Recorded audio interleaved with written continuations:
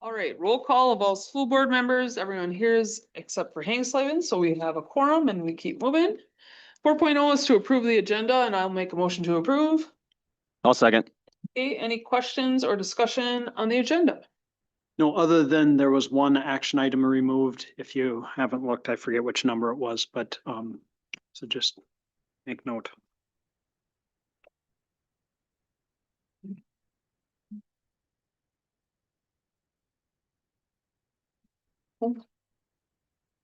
Any other questions or discussion? All those in favor of approving the agenda, say aye. Aye. Any opposed? Motion carries. 5.0 is communication and reports, and we are actually going to start with our student rep, Easton Anderson, because he has a concert tonight.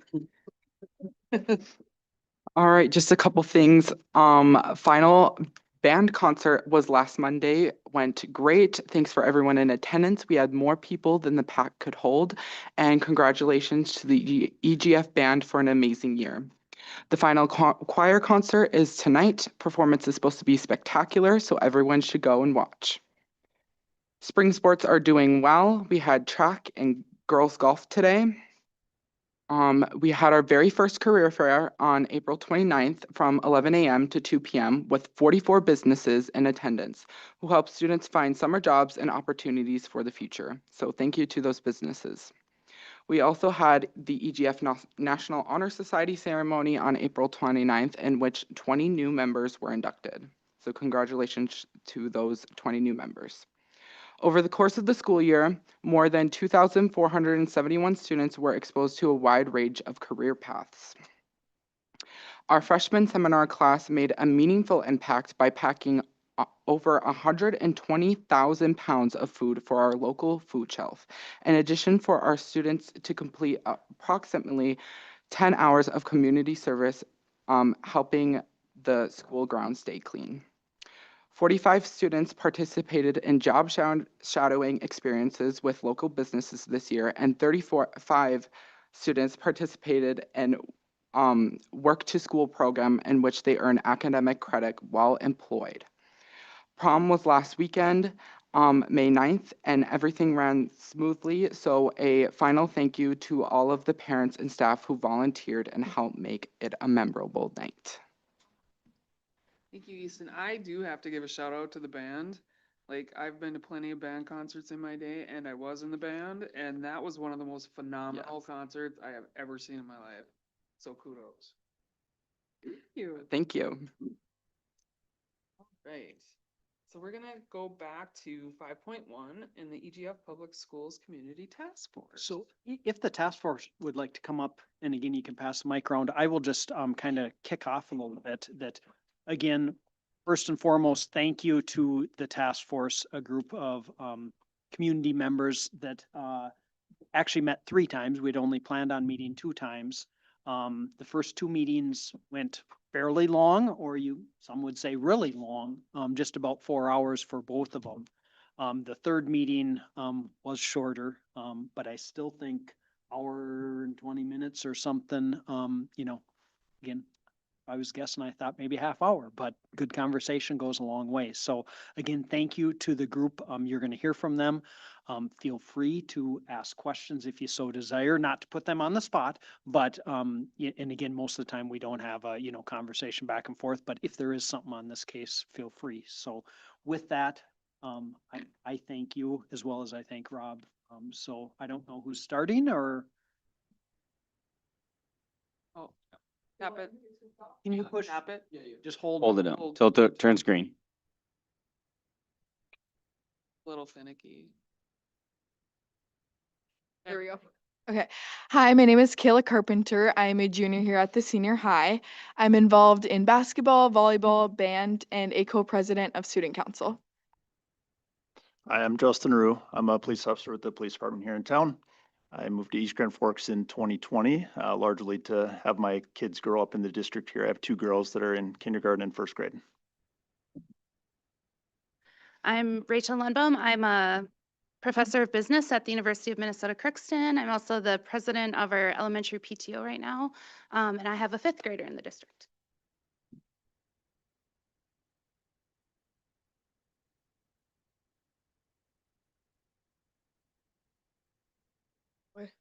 steer for you. Yes. There we go. Okay, first I'll just talk about how it was coming into the task force. I know when I was first asked, I was a little hesitant and nervous just because the overview was kind of just budget, taxes, and a bunch of money stuff, and that's not really my scene right now as a 17-year-old. But getting to talk with everyone and seeing all the different backgrounds, genders, ages, and jobs there, it really helped me feel more comfortable and realize that this stuff actually matters to me as a student and to help our community become a better place. And it was really nice hearing everyone's ideas and different ways of how we could execute making our school a better place.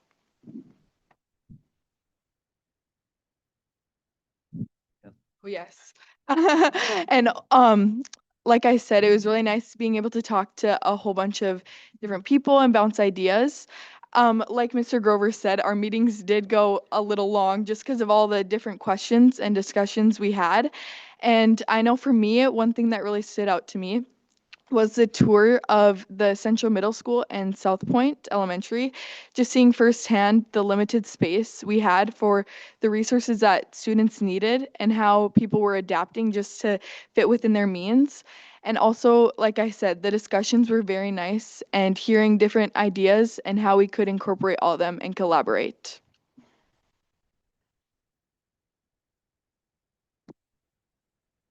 Okay. So as you're all aware, a survey went out to all of the residents of East Grand Forks, and there was a 14% response rate, which is relatively, it's actually very good. And we'll give you a good representative sample if you're all wondering if that's enough people. It is from a statistics standpoint. And it was the people who responded were representative of the demographics of East Grand Forks. So in the survey, people were asked to rank what areas they thought were of high, medium, or low priority. So anything that had a score over 2.0 was considered to be a priority. So as you can see from the data, safety and security was by far the highest priority amongst those who answered their survey, followed by HVAC and plumbing, special education, electrical system, you can go to the next one, and then high school CTE edition and updated classrooms and support spaces. So those were all people felt were important. Exterior site maintenance and a new bus garage and a maintenance building weren't considered to be a real high priority of those who took the survey. And you'll see that in, as you see more of the recommendations that come out later.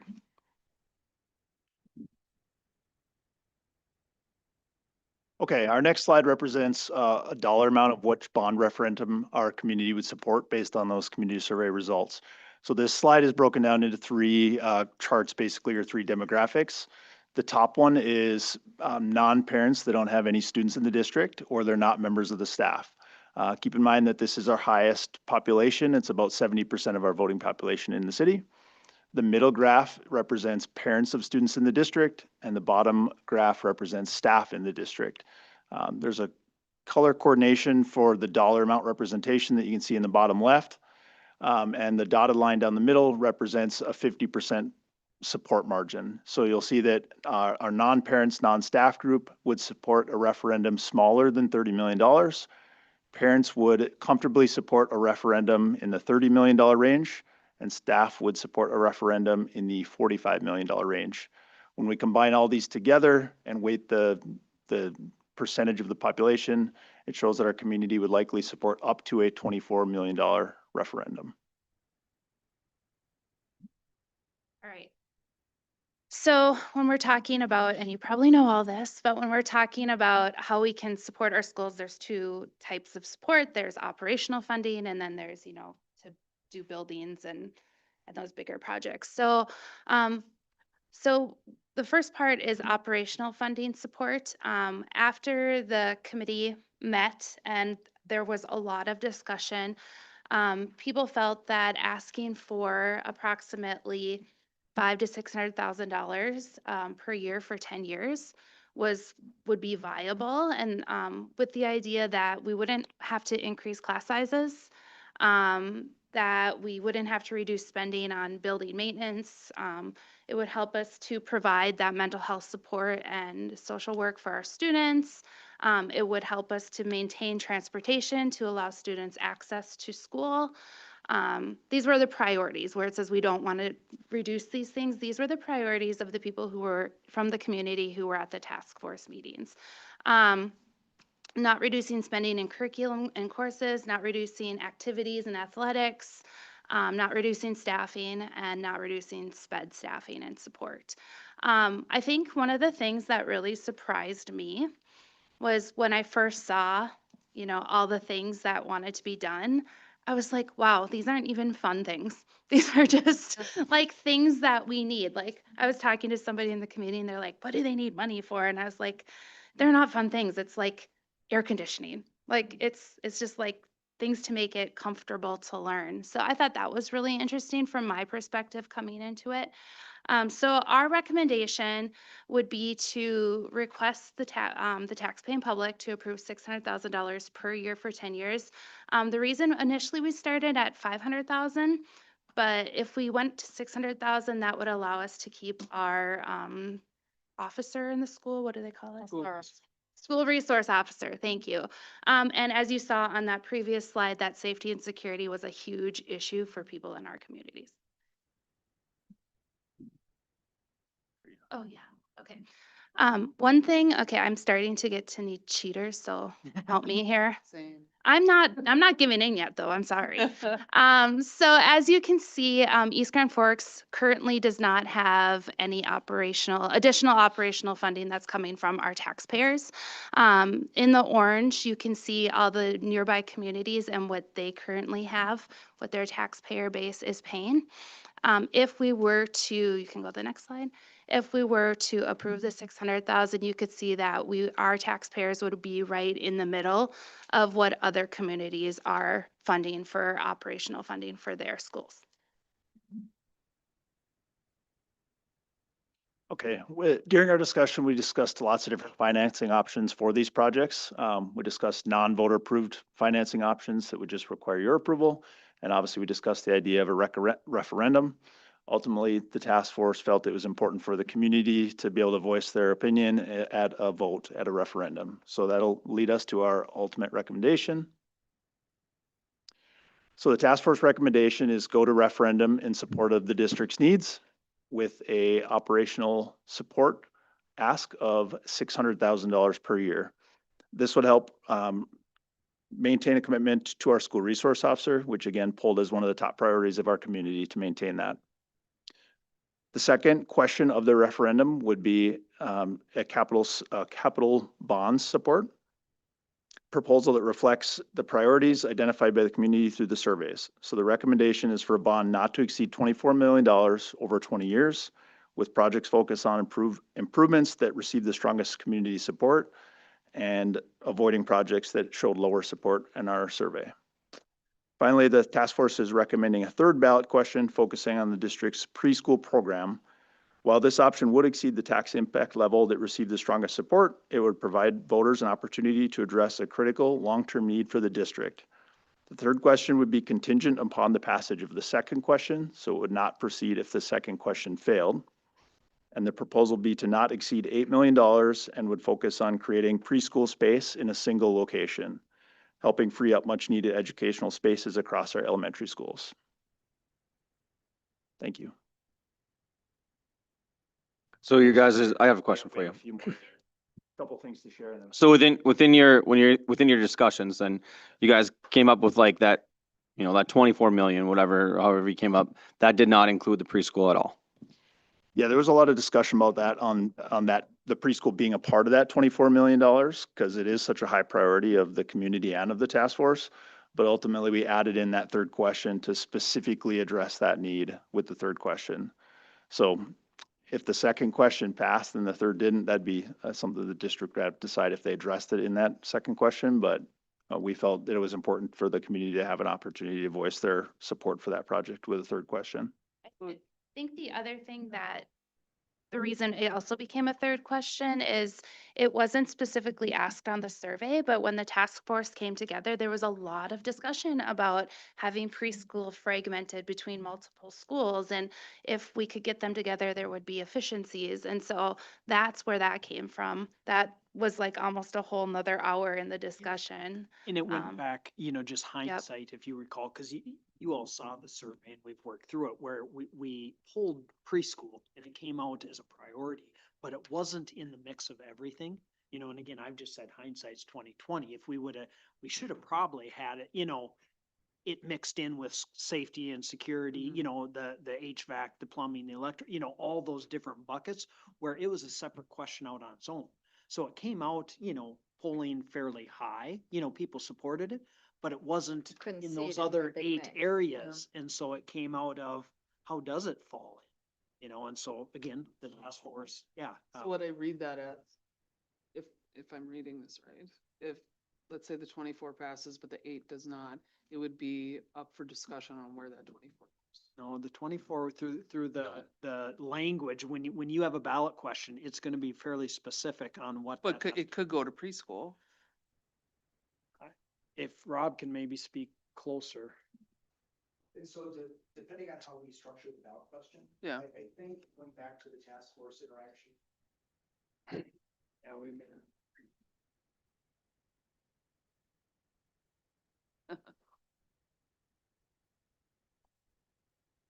So during the task force interaction, there was a lot of conversation was mentioned about the preschool and how to incorporate it. And the real challenge became of all the items that were priorities, for instance, the safety and security and the HVAC, the plumbing, the electrical systems. If we were to incorporate that 8 million into the 24, that tax tolerance, what of the 8 million do you want to give up? And so when we talk about infrastructure, like your heating systems, your electrical systems that are multi-million-dollar changes, it's what do we want to give up? And that left, even though the preschool is very, very important, you have 3 schools that are aging at the same time, from 98. Plus you do have work in the high school that needs to be done, and as was mentioned, there's not a lot of sexy in what we're talking about. This is core needs. All in all, the prioritized list of items came to $69 million. And the public said, we'll support 24. And so certainly you can say, well, if the third question doesn't pass, let's remove some of the items from the first capital question. But then you all will have the conversation around what is it that we give up? Very similar to what the task force said. Okay. Does that help? Does, thank you. I should have a couple final thoughts on things to share. Yeah. Yes, overall, I know we just shared a bunch of information with you guys, but us as a task force collaborated on more things we'd like to inform you guys on. I know one thing that specifically stood out to me that I think is important is that the CMS will have 22 new students coming with specific or different needs, and how there's not enough space, as we saw in the tour of the Central Middle School, to provide those needs for those specific students. And also how our SPED program is 30+%, which is over double of the 14% state average. And so we need more room and resources for those students. And then lastly, how our first bullet, how we should be prepared with different questions on what happens if this doesn't pass and what it could mean for us students and us as a community for our school. And going back to the SPED, I didn't realize this, and this was a big thing for me, was that, well, we only get reimbursed for 60% of the costs of our SPED students. And so, we're essentially having to make up for that in our allocations. So that was a really big eye opener for me as a community member. And then I think the best question that was asked in the task force was, what happens if this doesn't pass? And it was, wow, well, we're going to have to cut positions and we're going to have bigger class sizes. And I think that was also very eye-opening to me. One of the things that really stood out to me, I have 2 daughters that just went through the preschool program, so I know the challenges that they're faced with kind of being spread all over the place and intermingling with older students. So that was something that really stood out to me as important. And getting a chance to get into the schools and tour them and see those challenges firsthand was really eye-opening. So that really stood out to me. And then another thing is to always try to, you know, keep our wages and things competitive to keep our students and staff strong here. You know, I new to the community. I came here again to be a part of this district, and I love the district, but I want to keep the staff that we have, the good staff.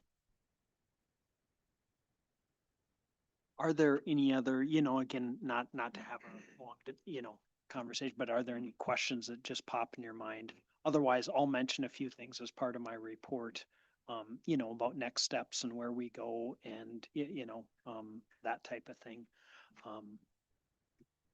What was the thought process about adding fifth grade to CMS? I can speak on that. Yes, us students actually brought that up.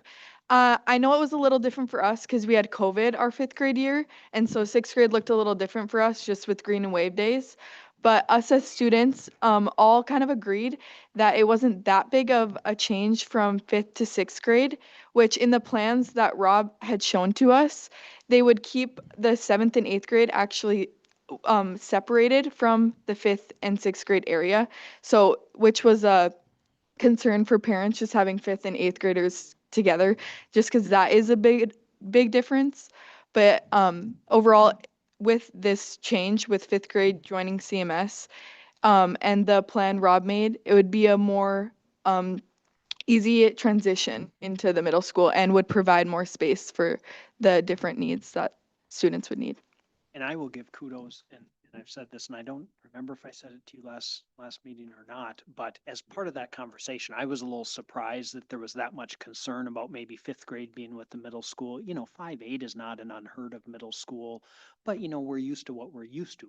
You know, kind of like there's schools that are 10-12 for high school. You know, we're 9-12, and I don't think one Mhm. probably thinks about it. But anyway, there was, and you're probably right, it was Mhm. probably an hour.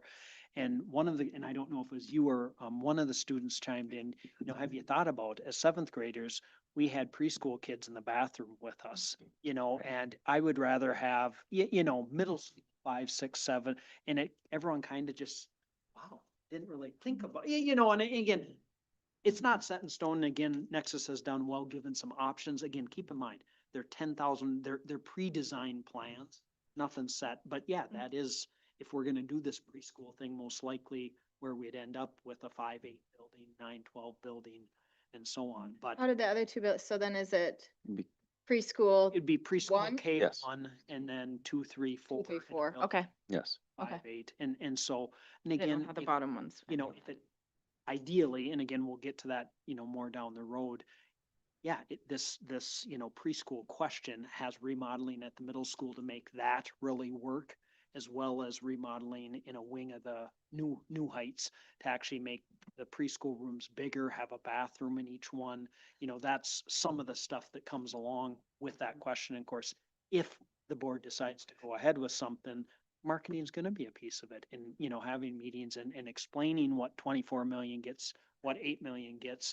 And then back to the operating question of the 600, as kind of was mentioned, that was was the focus of our last meeting of going from 5 to 6.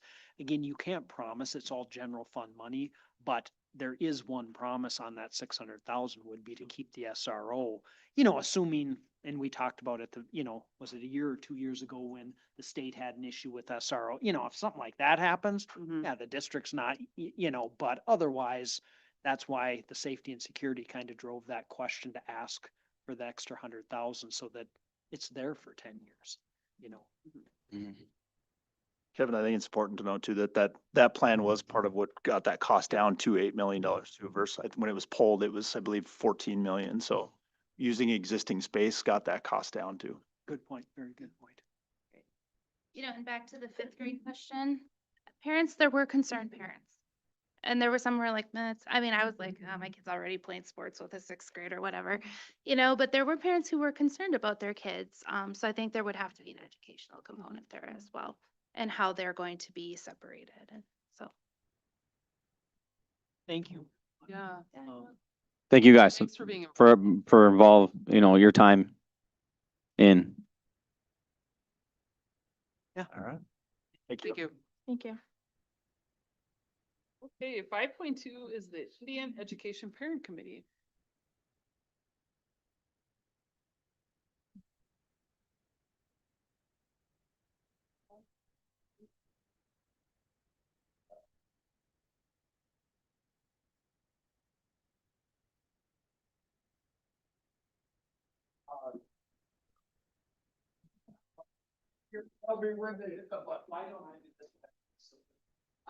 Appreciate that, Kevin.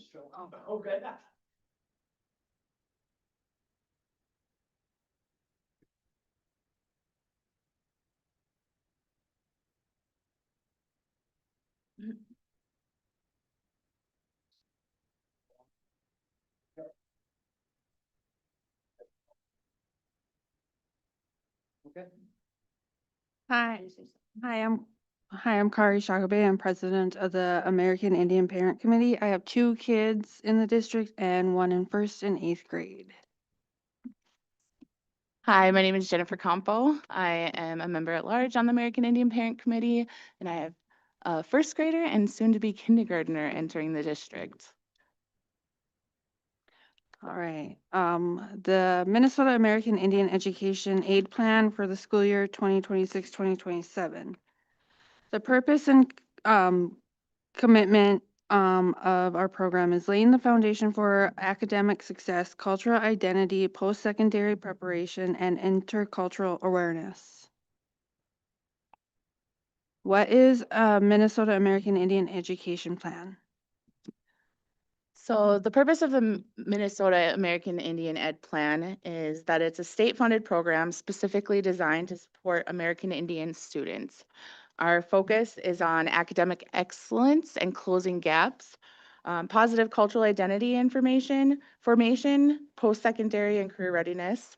And our commitment is that we believe in transparency and responsiveness to our community's unique needs and provide data-driven decision-making, culturally responsive programming, and strong family and community partnerships. Goal 1 is to support post-secondary preparation for American Indian students.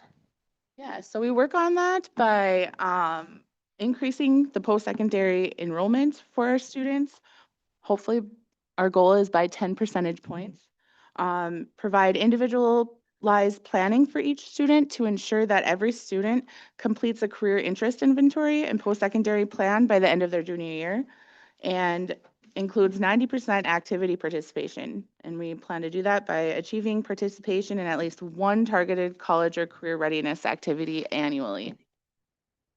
Goal 2 is to support the academic achievement of American Indian students.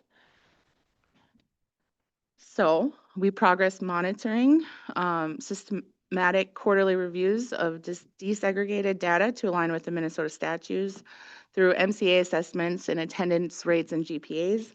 Encourage family and literacy engagement through community events and culturally relevant resources, through read at home challenges, literacy nights, and family learning nights focusing on attendance and impact, and targeted interventions delivered in culturally responsive environments, emphasizing relationship building by adjusted interventions based on quarterly data, specialized take-home tools for at-risk students, and workbooks and flashcards. Goal 3 is to make curriculum relevant to the needs, interest, and cultural heritage of American Indian students. This is some of the most impactful and important of the goals we have, I believe, to really encourage cultural learning. The opportunities provided for students and families to engage in hands-on Indigenous learning and traditional practice is incredible. We offer guest speakers and elders that show us storytelling, traditional art, beading, and traditional practices, incorporating accurate Indigenous perspectives across core subject areas with a regional, tribal, nation focus. So incorporating that into our social studies and histories, language arts and literacy, environmental education, review of instructional materials, and then ensuring curriculum implementation is respectful, accurate, and free of discriminatory effects through partnership. The AIPAC, collaboration and review, accuracy and identity reflection, and continuous progress monitoring. Goal 4 is to provide positive reinforcement of self-image of American Indian students. Yes, absolutely. So increasing student-reported sense of belonging by providing positive identity and culture. And we could do this by continuing the integration of the Seven Grandfathers teachings into SEL programming to enhance social and emotional outcomes and cultural relevance for all learners. The Seven Grandfathers teachings are critical in our culture, and they include wisdom, love, respect, bravery, honesty, humility, and truth. The environment is inclusive, supporting students' success through district-wide PBIS and structured SEL professional development, cultural enrichment, Indigenous guest speakers, annual graduation and recognition ceremonies, which ours is this Thursday at Central Middle School, and I hope you all can make it. Is it at? 5:30. Okay. Yes, please send it out. 701 Barbecue is catering. Safe, welcoming, and reflective classrooms. Goal 5 is development intercultural awareness among students, parents, and staff. So we provide staff training. So ongoing professional development in all areas of our district is important. We focus on culturally responsive teachings, tribal sovereignty, and history to support American Indian students. Family engagement, strengthening connections through regular AIPAC meetings, community family nights, and encouraging active participation in school programming. And then that inclusive climate again, promoting awareness and appreciation through school-wide cultural events such as Indigenous Peoples Day and guest speaker presentations. Governance and program accountability. So we do get funding, and our funds are strategically utilized to enhance existing programs, never to replace them. This principle ensures that American Indian students receive the dedicated additional support they deserve while remaining in full state compliance. And then we also have the strategic oversight, and we serve as the cornerstone of our program's integrity. With careful consideration and care, we ensure our efforts remain fully accountable to our students and families. Together, we support student success through academic excellence and cultural pride. Any questions or discussions? Any questions for the committee? So I will just pipe in later in the meeting, in the consent agenda, and you'll notice the wording, it is to accept the American Indian. It's not something really the board has to approve. It comes from the Parent Involvement Committee, the recommendation. I mean, if you totally were against something going on, obviously it's our school, you know, and you could, but for the most part, the Parent Involvement Committee, you know, is making this recommendation along. Dara's out of town, otherwise she would be here. And so, unless there's major objection to what they're trying to do, that's why they're here tonight. Legally, they have to present it to the board. And, so unless you have questions, thank you. Thank you. Thank you. Thank you.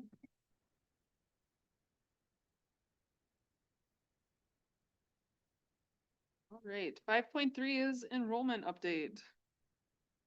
Got you on the run. Yeah. No, so in your, packet, you have the numbers. Unfortunately, we are down, and again, when I say 7 students, obviously it's not 7 for the year, it's from the point. We have a little disagreement on one 12th grader, looking into that, but for the most part, we lost one, 12th grader, dropped out. We have, there's 3 freshmen, one, went online at quarter time. There's one that 15-day dropped, again, working on finding out where they went, because they have dropped off the map. We have reported them to the county for some help, because honestly don't know where they're at. But the reality is, again, from a month ago when we were here, you're down 7. Again, 6 are from the high school for the most part. You gain 1 at 7th grade. You lose, sorry, I can't read my own writing, I think 3 at 5th grade, and then you're up 1 in 3rd grade again. In the, like I said, where we're at. So I don't have, we'll talk about online learning here in just a few minutes. Good. 5.4 finance update. Carla.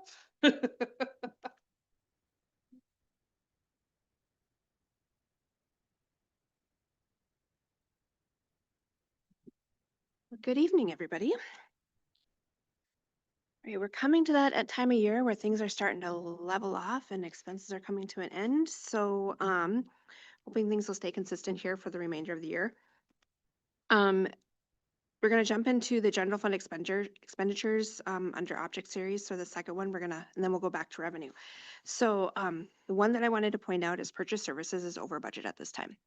Our PSEO and our online bill came in much more than anticipated. So that is what's driving that cost right there. I didn't look at the exact dollar amount, but it was larger than anticipated. So that being said, we're gonna go back up to revenue, and if you look at the local other, we are up just over 100%. So that's kind of offsetting some of that expenses. So right now we are where we projected to come in at the end of the year. So if that stays consistent, we will meet our goal. It's not the way we went to end the year, but that's the way we're looking. So any questions on that page? Okay. Jumping on to the next page, looking at the other funds, at the beginning of the year and at amended budget time, we were conservative on the revenues for food service and community ed. We are coming in a little bit higher than we were at this time last year, so that those funds are going to be a little bit higher than we anticipated. Food service, the costs for food is up a little bit, but we are purchasing less, so it's kind of leveling out there. Any questions on that page? All right, so treasury report is the same. We monitor monthly very closely. We are still sitting at 1.5-ish, 1.4, less than we were last year, which is expected with where we are in the deficit. So any questions there? Okay, that's all I had tonight. Thank you. Thank you. All right, 5.5 is administration and department head reports. So we'll start with you, superintendent. Before I forget, I looked at my calendar, 5 to 7 is the American Indian Ed graduation ceremony at CMS on Thursday, if anyone wants to attend. So just so I don't forget that. Again, in no specific order as normal, we've been talking online learning, and so working with Brian and some of his staff, we feel like we're coming together. We're going to have online ready to go for next year. I don't want to say biggest debate, but the biggest conversation that we've been having is kind of what it should look like. As you look across the state, there are some places that you can come and take one class, kind of onesies if you want, be halftime, be full-time, it's up to you. We don't agree with that being the place to start. Just afraid that someone will come in and I don't like that math class, or I don't like that, English teacher, so I want to take that. So again, there are places like Owatonna that you have to be full-time online. There is no in between. And I guess we're going to fall in the middle and go, you're either going to be halftime or full-time and again, where we're recommending. And so I throw it out to the group to have some thought. We don't need, there's nothing on action tonight, but we will start putting stuff into the handbook. And obviously, unless there's going to be a major change, we want to get word out so that we don't want everyone registering. When I say everyone, whoever's interested in this, on August 28th or whatever the date may be, we want to get word out. And you think this is going to apply, why don't you make an appointment at the counselor's office and come in and look at what it looks like? So that's where we're looking at starting, is, you'd either be half or full. And obviously as a parent coming in to work with the counselor's office, they're going to ask when, would you prefer having mornings off or afternoons off? What are you looking for? And then we do the best we can to schedule. There are certain classes, band, there's only 1 hour, calc, there's only 1 hour, certain things that, we can't guarantee it'll be perfectly a half, where you get 5, 6, 7, 8 off. It might be you have 4 and you have to be here 5, and then, so, if that's what you choose, that's the way it works. Or there are some that may be, like now we have everyone's full-time that is online. Maybe we'll pull some of those back in the building, if they could, but Owatonna is not that way. But we're just too skeptical about doing you can go take 1 class, 2 classes right now to start. Let us get our feet under, get the program going and see. So again, I throw that out. If you have, how would I say it?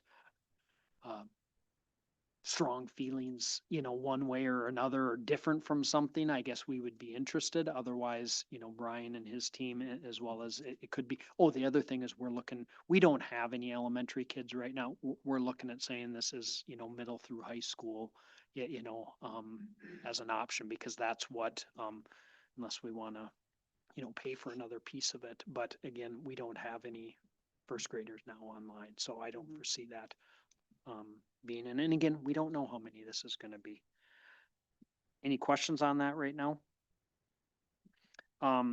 Negotiations, I have gotten something from the paras, not, just the request to negotiate. We don't have any dates set or anything like that. The administrative assistants, again, I got the same thing, but they emailed you want to call it an offer. And I guess in the past, like last time, it maybe just went back and forth so I guess I'm just reaching out to Lynn, Amanda, and Josh. I haven't gone through and kind of, I will get something to you. I don't know if you want us to meet at a certain time to go, here's what they did.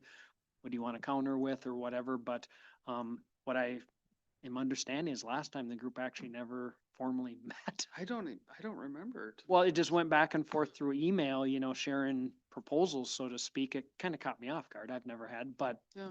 so anyway, we got something. Okay. I got it last week. I didn't have a lot of time last week with being gone the week before. I might as well hit on that. As you're aware, I took vacation, went to Wolfridge. What an experience. And I got nothing but awesome and kudos, and to see kids and staff and family or parents in a different light. It was really cool. And the amount of work goes into it's just cool. So that was awesome, an awesome experience. Graduation, you should have a letter that Mr. Lohr had put. If there's any questions, or if anyone knows that they can't make it, just so we don't have extra seats up front and plan. And again, if you have any questions, I guess, I can maybe answer, but Brian's the key. Again, he has set up, and I don't know if he contacted all of you or how they chose of who's handing out diplomas. But it's kind of set there. You can read through it. Any questions on graduation? Because we won't meet before then. We have a meeting on the 26th, if I recall. I don't have it in front of me, Tuesday. We can talk about that. Mentor MOU, the group's been meeting throughout the year, and so the union has that at this point to start looking at. The committee has kind of went through, redone. I'm going to say simplifies, but also I think tightens certain things up. And so the union's going to look at it. If they're somewhat in agreement, then it'll come to the board to look at. And like I say, just wanted you aware that that's moving forward. We'll start looking at the evaluation plan following that.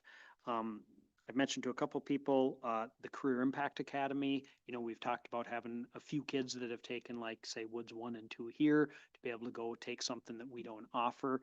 And again, we've started that process. Grand Forks School Board is actually looking at an MOU tonight. And again, so if they're on board, it'll come to you at the next meeting. And again, it has, a financial piece to it, but for the most part, Chad and I have been over and met with their team a couple times, and for the most part, excited to see, again, dip our toes in it.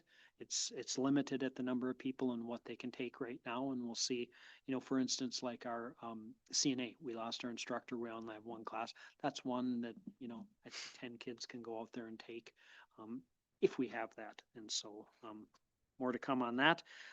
Nexus, as we talked about, we've had several meetings. We actually, going forward now, you have you have a couple weeks to think about it. And the plan would be to get a recommendation from the board at the next meeting.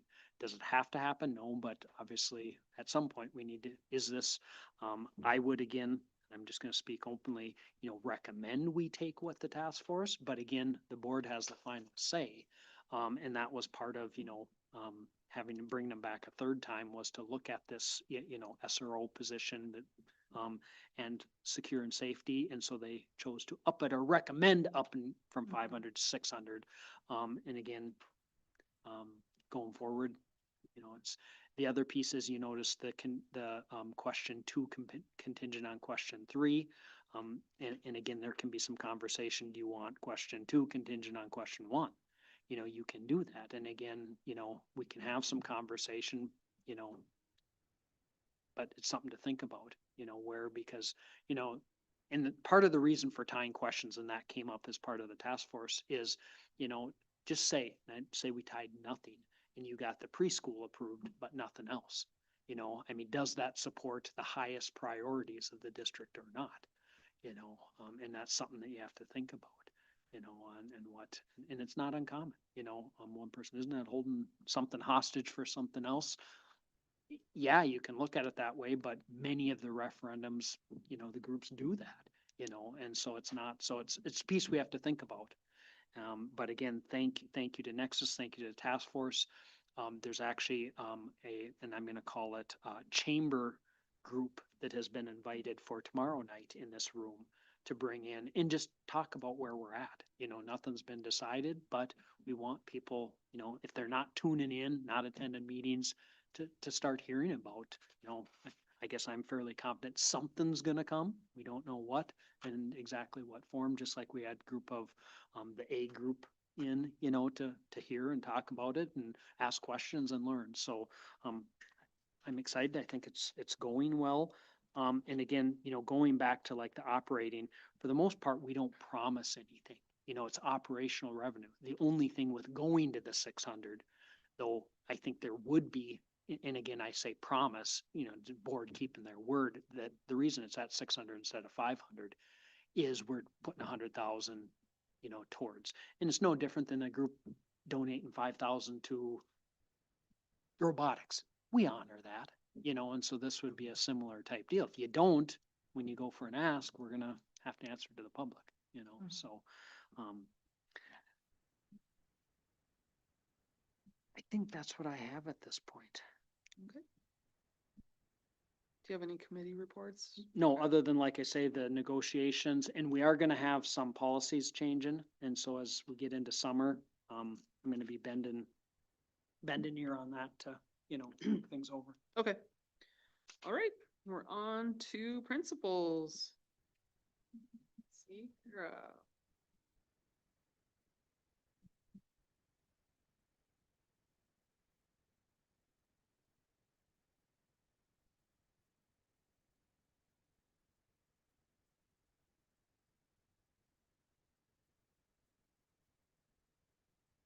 Hold it. Probably turned off. Okay, hello. Oh, it is May. That is wild. It's kind of going to combine because we haven't chatted for a while. So we wrapped up reading month and held our closing ceremonies. We have had 2 spot assemblies. So we talked about our spot of anger and our spot of sadness. We had a successful kindergarten roundup, so that was fun going through for the first time. We actually have 135 kids registered at this moment, including our Super K. So just in the back of your mind to think, I believe right now we're sitting at 148 and we're already at 135. So that's like if anybody wasn't in preschool before coming to us. And so that number is expected to grow. We will be wrapping up spring assessments this week. So I'll do a report on our goals at our June meeting. We had the Minnesota Toward Zero Deaths Coalition and Safe Kids Grand Forks came to kind of observe the safe driving habits and seatbelts and smiles campaign. So they came April 22nd. They shared with us a few things that they noticed, and we'll get that out to the families. The biggest thing is a lot of kids riding in the front seat. And so Minnesota actually changed their regulation. So that's in the little flyer that they put together. So we'll get that out to families for them just to have a heads up. And then always as a reminder, using the crosswalk when you go with kids. So we know that that's maybe an area of growth in my building. So we'll keep working on that.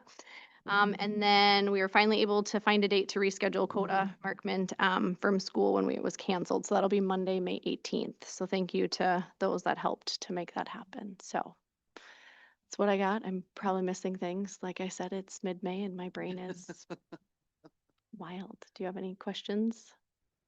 Questions for Sia? Thank you. Melissa.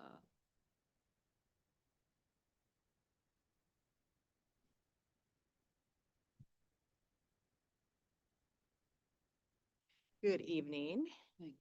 since we've last spoken, a lot of things are happening also out at South Point. We had our third grade program in April. In the last couple weeks, we have had our fifth grade honor choir perform. And if you were there, it was just spectacular. So what was really cool about it is that Mr. Moffett and his wife Lindsay, who is a music therapist at Valley Senior Living, coordinated to have residents. So they had 4 residents on the stage, and they sang with the students. They had staff members from Valley that was there and helped. I mean, if you know Mr. Moffett and his wife and know how talented they are, so they were playing, as well as other staff members from Valley, so they had a band. They sang Lean on Me, which was a tearjerker. It was just beautiful to watch the residents and the students collaborate and sing. And then they ended with, and I apologize, I don't have his name, beautiful voice, but they sang Alan Jackson's The Older I Get. So he sang, and then the kids came in on the chorus. It was just Like, did anybody make it through? well, then I tried to get up and thank Mr. Moffett and everyone for being there, and I was like, I told him I was gonna cry. So it was very emotional, but it was just a really beautiful way to, as we're wrapping up the end of the school year and for that fifth grade choir. So I just wanted to say a shout out to both Mr. Moffett and his wife Lindsay for coordinating that, and we're just hoping that collaboration continues down the road because that was just awesome to have. This last Thursday, we had Mrs. Lohr with her fifth grade band, which was another phenomenal performance. As I heard talking about the band earlier, our fifth grade, just to know where they've come from October when they just get an instrument in their hand and where they've ended. Just talking with Miss Laura afterwards, a little smaller band than we had like in the last couple of years, but they were just phenomenal. They just really rocked it. And it was just really cool to see them up there doing that. We have finished our MCAs. Fifth grade just wrapped up last week with their science. So we have both reading and math in all 3 grade levels, but fifth grade has that third one with science. So they finished up last week. We're continuing working on our district assessments, finishing those up.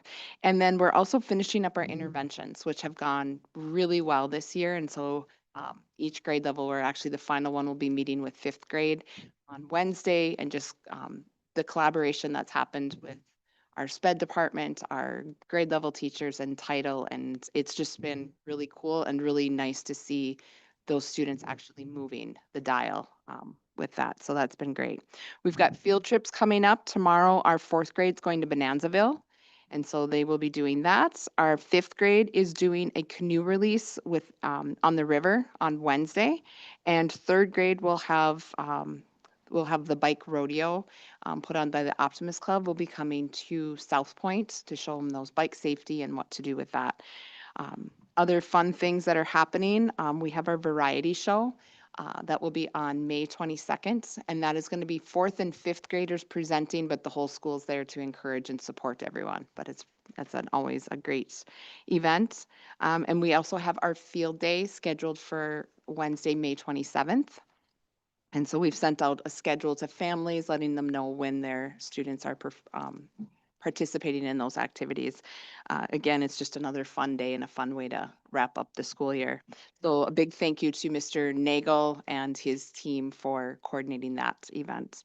And then the last big celebration that we have is our 5th grade graduation, and that will be held on May 28th, the last day of school from 9:30 to 10:30. And so that's another emotional, which the honor choir and the band will all be performing, and each class picks a representative to give a short speech to represent their class. So it's a very special way to end our school year as well.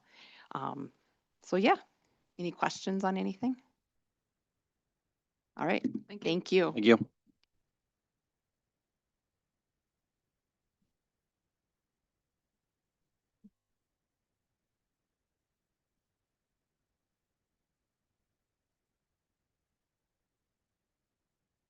Hello, everyone. CMS is busy, has been busy, will be busy, just as well as South Point and New Heights. Wolfridge, I didn't hear a bad thing about Wolf Ridge, really. It sounded like it was a very good week for all the seventh grade students that were there. We had 110, 115 students participate, and so that's a really cool experience for them. Sixth grade concert is tomorrow night, May 12th at 7 p.m. So that's the band and choir, sixth grade, and that's our last concert of the year. We have a middle school dance on Wednesday, this Wednesday, May 13th from 6 to 8. Pizza included with their ticket price. And so it's been a while since I've chaperoned a middle school dance, so it'll be good. Probably. We are done, as Mel said, with MCA testing as well, and we are doing our STAR testing. We'll be done soon to finish out the year, our benchmark to see where we are with our growth that we've made this year with our math and reading. Sixth grade's got a field trip coming up on May 21st. We held a parent meeting for students who were, I'm going to say invited, identified by some criteria and some teachers for AVID to be in our AVID elective. There were more families that showed up than I honestly thought were going to. It was good questions, good conversations, and still continuing to get emails and phone calls from families interested in having their students in that AVID elective. So we're still working on all of that AVID and going to just continue to work up. Let's see. We had a fifth grade transition to sixth grade special education transition night on May 5th, where we invited the students on an IEP that are currently in fifth grade over to the middle school just to kind of get a lay of the land. Our special ed teachers from CMS were there. There were special ed teachers from South Point that joined as well to make that transition just a little bit easier for them. The full fifth grade transition day is coming up this coming Monday, where they will be on the 18th, where half of the fifth graders will be walking over in the morning to get a little sneak peek of what middle school will be like, and then the other half of the class will be in the afternoon. And so that's this coming Monday. I want to say congratulations to Danielle Larson in the theater music department. They just got a $13,000 grant from the, and I'm going to pronounce it wrong, Eiseminger Endowment for the Arts to update some of the sound equipment on the stage at CMS. That was a little short of what they needed in all, and they found the funding for the rest of it too. So we'll be completely through grants and donations paid for some new sound equipment at CMS. Eighth grade transition day, eighth graders are coming over here to the senior high this Wednesday morning on the 13th. And then the last thing, thank you to Polk County Public Health on Wednesday afternoon. They had a grant to get some apple trees for nonprofits in the area.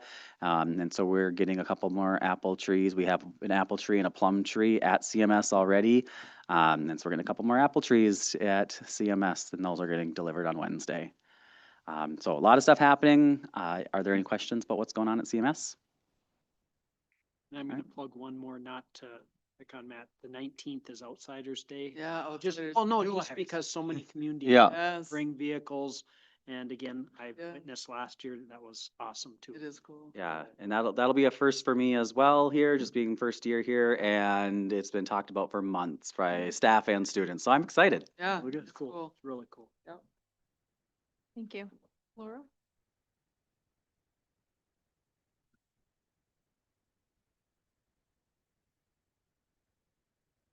Hello. Hi. So we've been busy with community ed also. Hunter safety was in April and we had 22 kids registered. That was full of at capacity. And then we did a slime and Play-Doh class at New Heights, which was a repeat because in the fall that filled fast and was at capacity and filled again this spring. So that was fun to have that happening. We had intramural basketball for first and second graders that ran in March and April. There were 43 kids in that, so that was good. And then we've collaborated with the Live Well Grand Cities to do some cooking classes, one for middle school kids and then 2 adult classes. Summer Waves coming up, and we have 75 kids registered for that at New Heights this summer. And then preschool registration is open and we're getting kids in there. So if anyone needs to register for that, you register for that just like for K-12. on the website, and they can reach out to me with any questions. Any questions? That was short, but that's a lot. Did you also do intramural basketball or who ran? High school, High yeah. school too, we did. right? Yep, for high school too. Yeah. How's the turnout for the community ed classes? They're almost always full. Yeah. If not, it's like maybe one spot, but usually they're full, and then people realize like as it gets close that they haven't registered, so Okay, they're reaching out, so it's fun. I've nice. seen Yeah. some snaps of people making like noodles or something. Yeah, we did ramen. Yeah, it was good. Wow, cool. It's fun. Yeah. Thank good you. deal. All right. 6.0 is the consent agenda, and I'll move to approve the consent agenda as presented. I'll second. Any questions or discussion on anything on the consent agenda? All those in favor of approving the consent agenda, say aye. Aye. Aye. Any opposed? Okay. Motion carries. 7.0 is opportunity for citizens to speak. 8.0 is district business. 8.1 is to approve the resolution relating to probationary teacher non-renewals. I will move to approve the resolution relating to the non-renewal of the contract of Amy Driscoll, our teacher, as presented and attached. I'll second. Any questions or discussion?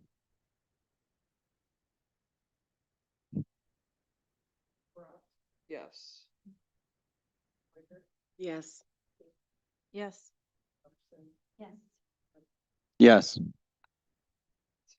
0, motion carries. 8.2 is to accept the donations to school districts.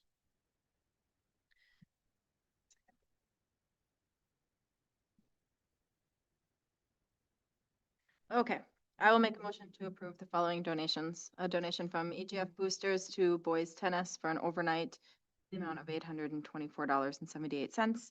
From the Boosters to Girls and Boys Golf for a launch monitor in the amount of $1,517.03.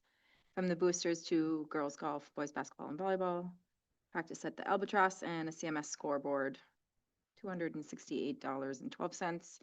And $595 for the scoreboard. The Boosters also donated to Boys Tennis for practice at Choice in the amount of $420. The Boosters for baseball for an overnight, $1,456.92. The EGF Arts and Crafts to South Point for lighting, $3,092.93. And the EGF Arts and Crafts to CMS for theater sound system in the amount of $2,338.21. So total donations today are $10,512.99. So thank you. I'll second. Any questions or discussion on the donations? All those in favor of approving the donations, say aye. Aye. Aye. Any opposed? Motion carries. 9.0 is moving to approve the payment of claims and accounts.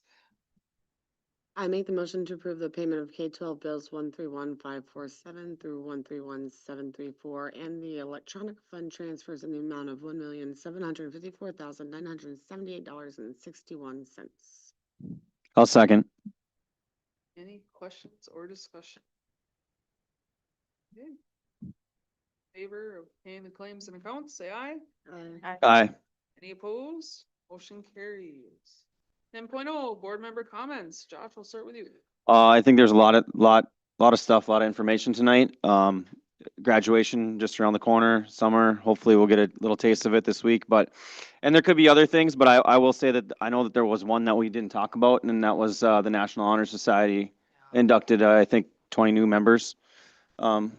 Easton did. Oh, he did a little bit. I can't remember, but I mean, that was a really cool ceremony. And just hurry up graduation. Let's get this over with. Not much. There's a lot going on, a lot of end of the year stuff, a lot of busy things happening, and hopefully, yeah, we get through all of it and have successful end of the year and bring on summer. Agreed. My main one, there's a lot to say. It's such a busy month for everybody in May, especially. Maysember. Yeah.